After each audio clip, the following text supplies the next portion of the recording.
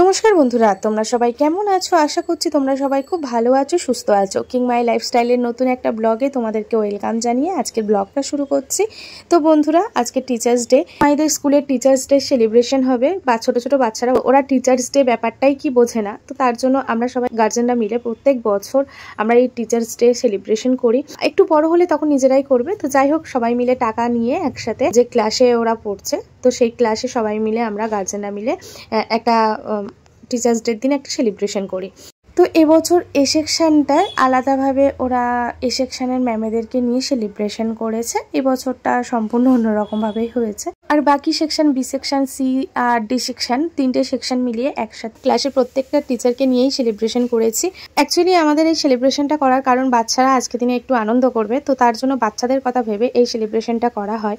তো এখন এই কেকটা কিন্তু বাচ্চাদের সবার সাথে কাটবে, তো সেটা হয়তো আমি তোমাদের সাথে শেয়ার করতে পারছি না, কারণ ম্যামেদের গ্রুপ থেকে, মানে স্কুলের গ্রুপ থেকে এইসব ফটো ভিডিও ছাড়া হয়। তো সেই ভিডিও নিয়ে আমি তোমাদের সাথে শেয়ার করতে পারবো না, তো যেই কারণে আমি যতটুকু ক্লিপ নিয়েছি সেই ক্লিপটাই তোমাদের সাথে শেয়ার করছি।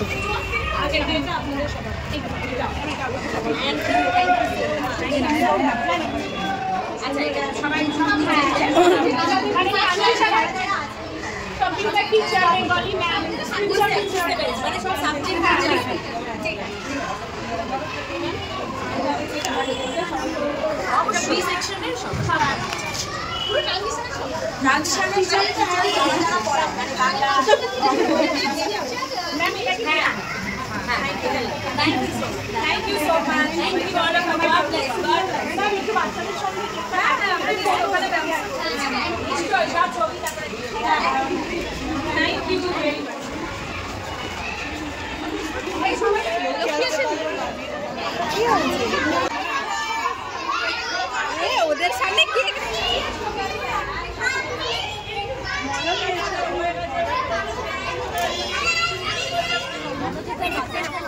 আজকে মাইদের 10:30টায় ছুটি হয়ে গেছে। তো স্কুল থেকে বেরিয়ে একটা দিদা এখানে বসে থাকে, মাঝে মাঝেই ওনাকে কিনে দিই। তো আজকে বলছে, মা আমার খুব খিদে পেয়েছে, 4টে কচুরি কিনে দেবে?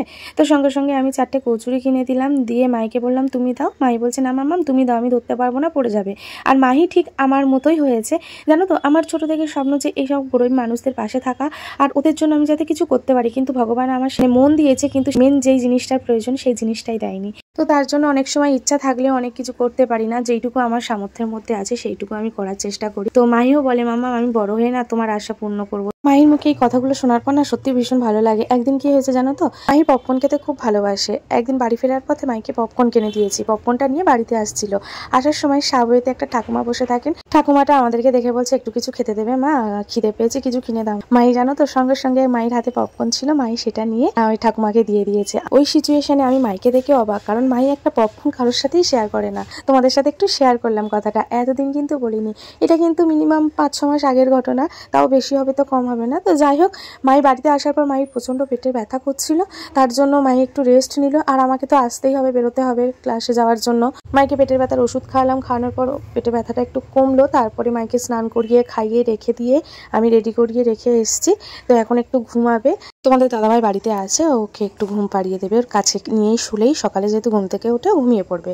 আর আমার কাজে তো বেরোতেই হবে। তো যাই হোক, দেখো আজকে আই মেকআপটা করছি, ফুল লুক তোমাদেরকে দেখাবো, কেমন লাগছে তোমরা অবশ্যই কমেন্টে জানিও। আজকে আমি মডেলের উপরে কাজ করছি, জানো তো। ভাবি ডেলি তোমাদের সাথে ব্লগ শেয়ার করব, কিন্তু আর এই শেয়ার করে উঠতেই পারি না, কারণ একটা ভিডিও করার পর এডিটিং এর একটা ব্যাপার থাকে, সেই এডিটিংটা করেই উঠতে পারি না। যখন বাড়িতে যাই ওই রাতে কয়েক ঘন্টার জন্য, তখন আর শরীর ঠিকঠাক মতো পারমিট করে না। এডিট করব ভাবি, কিন্তু আর করতেই পারি না, তার জন্য ব্লগ তোমাদের সাথে শেয়ার করতে পারি না। আশা করছি পুজোটা কেটে গেলে তোমাদের সাথে ব্লগ আস্তে আস্তে শেয়ার করতে পারবো। এবার জানি না কতটা কি করবো, এরকম তো ব্লগে তোমাদেরকে বলি, কিন্তু আর শেয়ার করে উঠতে পারি না। তোমরাও আমার উপরে আর রেগে থেকো না, কারণ আমি সবসময় বলি ব্লগ শেয়ার করব, কিন্তু করে উঠতে পারি না। তো যাই হোক, বুঝতেই পারছো, সব কিছু সামাল দিয়ে উঠে আর এই ব্লগটা এডিট করে পোস্ট করাটাই হচ্ছে মানে অনেকটা বড় কাজ। যার অনেক ভিডিও জমে রয়েছে, শুধু এডিট করার জন্য তোমাদের সাথে শেয়ার করতে পারছি না। তো যাই হোক বন্ধুরা, আজকে যা গরম পড়েছে না, মানে সারা শরীর জ্বলে যাচ্ছে। আর মডেলকে কি আমি মেকআপ করব, কন্টিনিউ ঘেমে যাচ্ছে, যার জন্য আরও লেট হয়ে যাচ্ছে। তো অনেক কষ্টে মেকআপটাকে বসিয়েছি। দেখো ফুল লুক তোমাদেরকে দেখাই, কেমন হয়েছে অবশ্যই কমেন্ট করে বলো। মডেলকে রেডি করে নিয়ে বাইরে চলে এসেছি, এবার হবে শ্যুট। আজকে আমাদের ফটোগ্রাফার হচ্ছে আমাদের ম্যাম। তো দিদি ফটো তুলবে আর আমি এখন রেস্ট নেব। এই যে এক একটা শ্যুটের পিছনে কত টাইম যে লাগে সেটা মানে যারা এই প্রফেশনে আছো তারা অবশ্যই জানো ব্যাপারটা। আজ এই মডেলের সাথে ফার্স্ট টাইম কাজ করলাম, তো ভালো লাগলো মডেলের সাথে কাজ করে। আমার থেকে তো ছোটই অনেক, তো যাই হোক এক্সপিরিয়েন্স আছে। আর খুব ভালো মেয়ে, মিষ্টি একটা মেয়ে। আর সব থেকে বড় মজার বিষয়টা হচ্ছে বেশ ভালো লাগলো, মেয়েটার বাড়িও আমাদের বাড়ির কাছেই, বারাইপুরে বাড়ি মেয়েটার। ওদিকে তো শ্যুট চলছে আর আমি এদিকে বসে রয়েছি, কারণ সকাল থেকে দাঁড়িয়ে থাকতে থাকতে পা পুরো ধরে গেছে। এখন বাজে 5:30, বাড়ি যেতে যেতে মিনিমাম 7:30 8টা বেজে যাবে। গাইস আমার গয়না খুলে নিয়ে নিয়েছে, দেখো আমার সবে বিয়ে হয়েছে আগের দিন।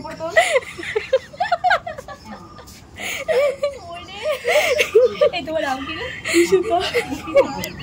Heavy funny.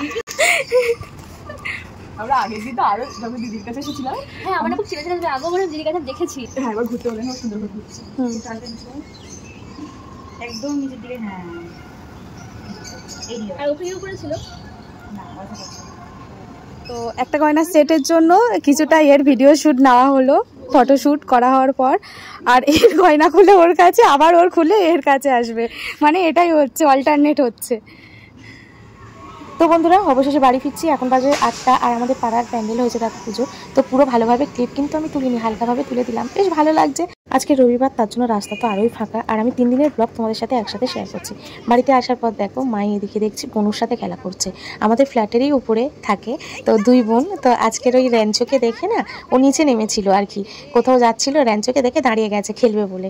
তো আমি বললাম তুমি আসো তাহলে আমাদের ঘরেতে। বললো হ্যাঁ আমি যাবো আন্টি। ওনা আন্টিও বলে না, সবাইকেই মা বলে ডাকে। তো বলে বেশ মায়ের বল নিয়ে খেলা করছে, আর মাই তো বল কারোর সাথে শেয়ার করে না। তো আমি বললাম মাহি দাও, বনু খেলা করবে, বনু খেলে তোমাকে দিয়ে যাবে যাওয়ার সময়। তো মাই দেখো সঙ্গে সঙ্গে আবার দিয়ে দিয়েছে। মাই কিন্তু বাচ্চাদের না খুব ভালোবাসে। এদিকে আমাদের বাড়িতে গেলে আমার দাদার ছেলেটা আছে না, ওর সাথে তো খুব মানে খুব ওকে ভালোবাসে। আর আমাদের বাড়ির সামনেই আর একটা ফ্ল্যাট রয়েছে, জানালা দিয়ে কথা বলে আর সে বারান্দা দিয়ে কথা বলে। একদিন পারলে তোমাদেরকে দেখাই। আমার কাছে শোনো, আমার কাছে না না আমার কাছে শুনো বাবা রে। না দিদা তুমি আগে পড়াশোনা করো, তুমি পড়াশোনা করো, কোন ক্লাসে পড়ো, কোন ক্লাসে? না না কোন ক্লাস? আর বলবে না দিদি আয়। এবার বলে দিদি আয়, এবার বলে দিদি যাও যাও কি বলছো জানা না তুমি কোন ইচ্ছু? হ্যাঁ আচ্ছা আগে বলো তুমি কোন ক্লাসে পড়ো, আগে বলো কোন ক্লাসে পড়ো, আগে বলো। এবার বলে দিদি আয়, কি দুষ্টু। আগে বলো, আগে বলো। ও বলবেই না, আগে বলো, আগে বলো। ও বলবে না, বলাতেই পারবে, বলবেই না ও। তুমি দেখো না, ওকে বলাতেই পারবে না। দিয়ে দাও বাবা, দিয়ে দাও। বনু না, ছোট বনু না, তোমায় কি বলেছি? ও বলবে না, তুই বলাতেই পারবি না। দেখ চল মার সাথে বাড়ি চল না। না না না যাবে না ও। সবার সামনে তুই মার খেয়ে যাবি। ও না না না না, ও হাতে লেগে যাবে না।